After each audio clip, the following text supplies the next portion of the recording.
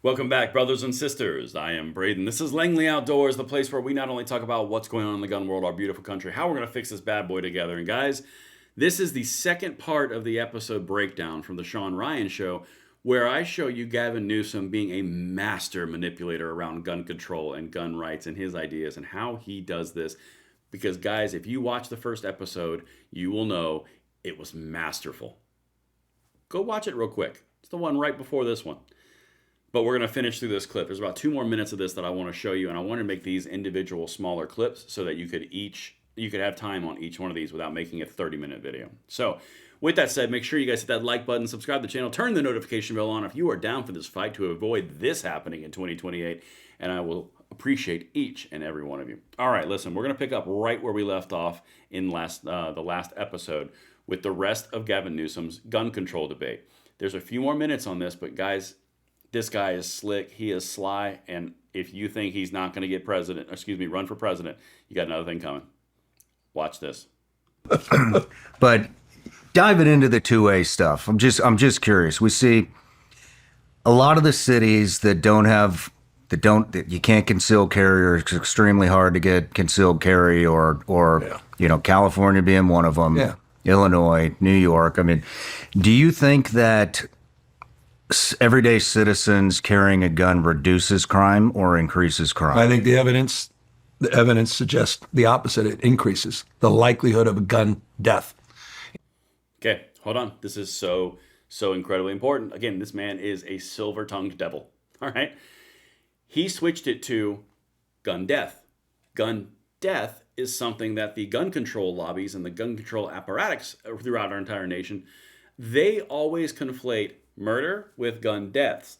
So they will, just so the stats and you're fully aware are on the table, it's about 43 to 45,000 average per year. And of that number of death by gun, because that's what they couch it as, gun violence, right? Death by gun.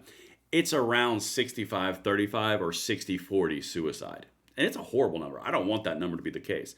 But it actually breaks down to around 14,000 people per year are killed by homicide with a gun, while the other, about 35 to 36,000, are killed by suicide. Again, terrible. All of it's terrible. But 13 to 14,000 people in a population of 340 million people makes the statistical numbers almost negligible. Now, I don't want any of them to happen, and I'm not minimizing the actual damage that this causes, because I know it causes damage.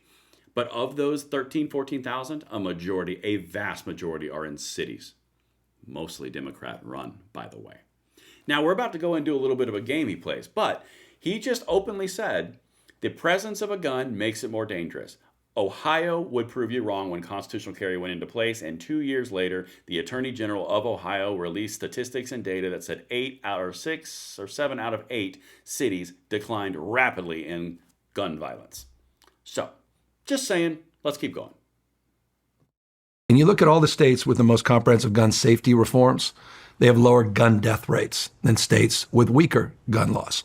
And there's a correlation there. California is one of the lowest gun death rates in America. The highest. I can't go 10 seconds. Okay, guys, did you catch the switching that he just did right there? He just said, well, the states that have higher gun safety reforms are performing better than those with weak gun laws. Did you see that? He didn't say with strong gun laws and then versus weak gun laws. He said gun safety reforms, and then he said gun laws, weak gun laws.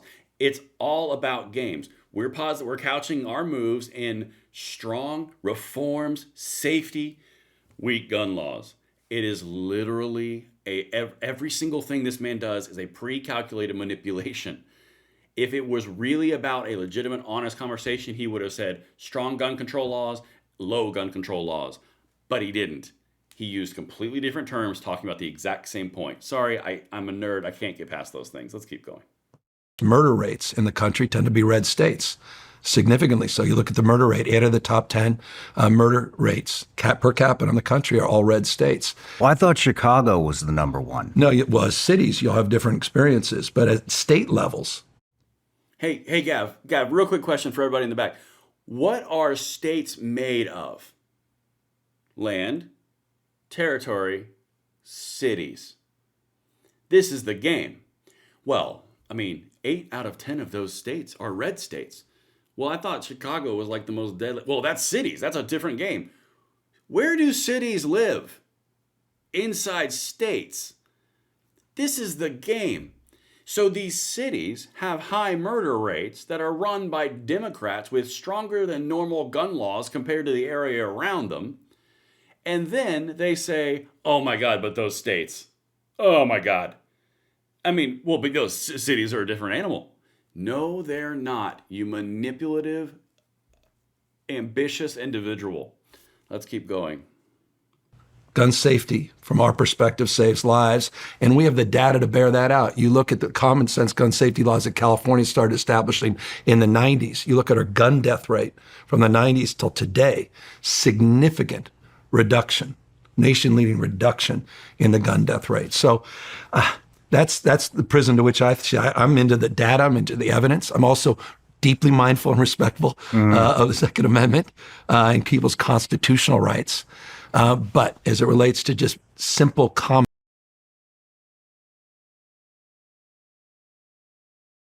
sense, we haven't fundamentally addressed some of those gaps where people that are struggling with mental health disorders. Okay, we're about to go into a totally different realm, and just bear with me. I know I've jumped there for a second. Legitimately, he just said he's for the Second Amendment, but you guys know the rule. Everything that this guy does is couching and changing the language and changing the verbiage so that it comes out where he's not a gun controller. I follow the data, but I also respect those Second Amendment rights. You literally just spent this entire intro here telling how you want to do the most extreme gun control in the nation using different words and a smile, and you respect Second Amendment rights at the exact same time. Guys, this is a full-on whitewash rebrand. It's exactly what you're watching here. It's spewing individual cherry-picked points that are easily debatable and refutable, and any bit of resistance would fall apart under 1 second of refuting those points. But it's just not there. That's not the style of show that Shawn has. And I like Shawn's show. I said it in my previous video. But the point is, he is legitimately whitewashing his background, recouching gun control, the highest gun control proposals in the land, as common sense and normal with not a lick of pushback from it. That's the problem. On top of giving him a California compliant gun, which only serves to reinforce his points. All right, let's just keep on going, because we're about to get into red flag laws, and my brain's about to explode. Orders and the like, or substance abuse. I just don't understand that gap. Well, I think that the gap is at least for me, I can tell you why it bothers me. I mean, I carry a gun everywhere. I to protect myself and my family. Appreciate it. And you know, when I hear about the background checks and you know, mentally unstable people, I mean, you know, a lot of veterans, I mean, almost all veterans are pro-gun and fought for the country and want to be able to own one to protect themselves and their family, and especially, you know, if there's any recourse from those wars, which, you know, we've talked about it on here. There's supposedly over 1,000 sleeper cells of terrorists within our borders, and you know, but if we go down that road, I mean, I know for a lot of veterans, me included, is you know, some people have been diagnosed with PTSD and depression and shit like that from coming home from combat. And so is it, you know, maybe we start with schizophrenia, but then the next thing is, oh, well, is PTS going to be on there? Is depression going to be on there? And am I going to lose my fucking rights, you know, when I fought for the country because somebody, you know, that deems me unstable? Well, maybe I'm not, right? You know, and but a convicted felon, you know, someone that has had a violent, dangerous past, someone is a domestic abuser. And I'd like to red flag some of those folks. I mean, I can't argue that. Yeah, I can't argue. You seeing the problem? Okay. Everything that was just described is already in place as an active standard norm nationally. Everything that was just mentioned.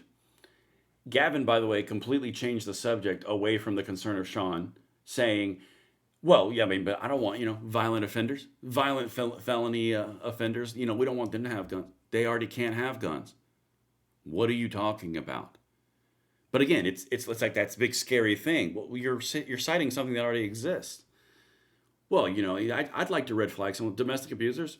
If they've been convicted of a crime, they don't have those. Same thing.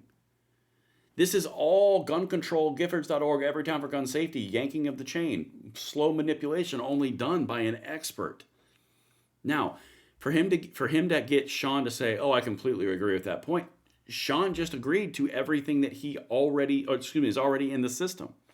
And I can tell you this firsthand as someone who constantly fights for the veteran fight of their gun rights in the United States, where I am following religiously all the different pieces of how they wanted to disarm all the veterans who couldn't manage their checkbooks and label them defective through the Veterans Affairs.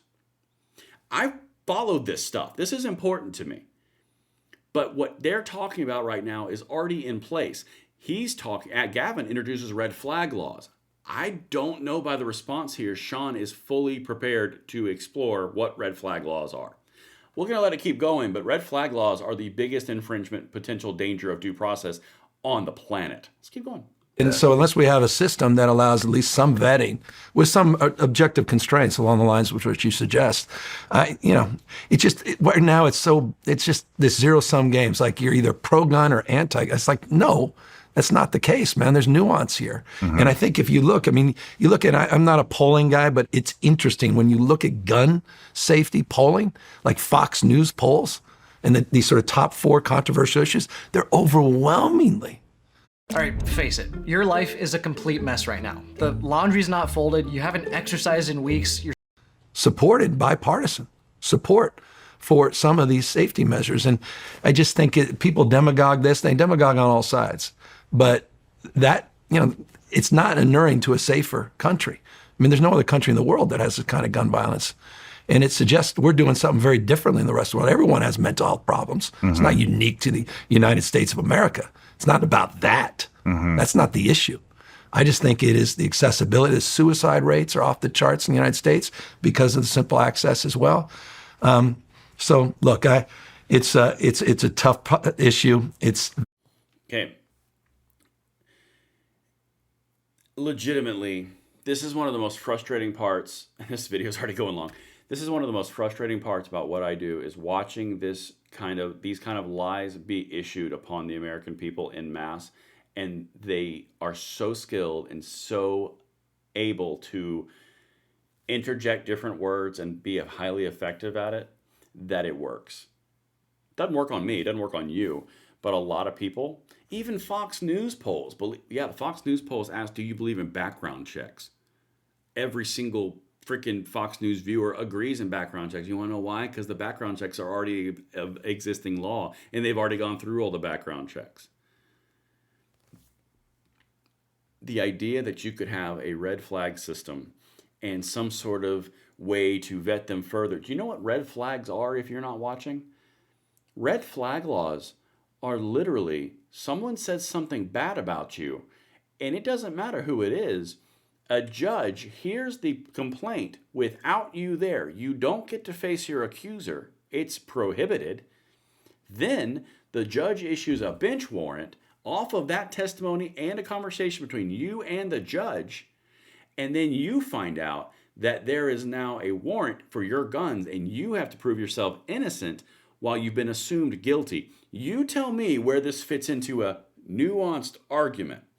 The man literally just led off with, I'm going to do universal background checks, I'm going to do magazine bans, I'm going to do assault weapon bans, and I want to end age limits. Those are the 4 most controversial gun control arguments in the United States right now, and he says it's common sense. There's nuance to this. It's not an all or nothing game. No, Cupcake. You just said as far left as you possibly could. There is no, let's be in the middle.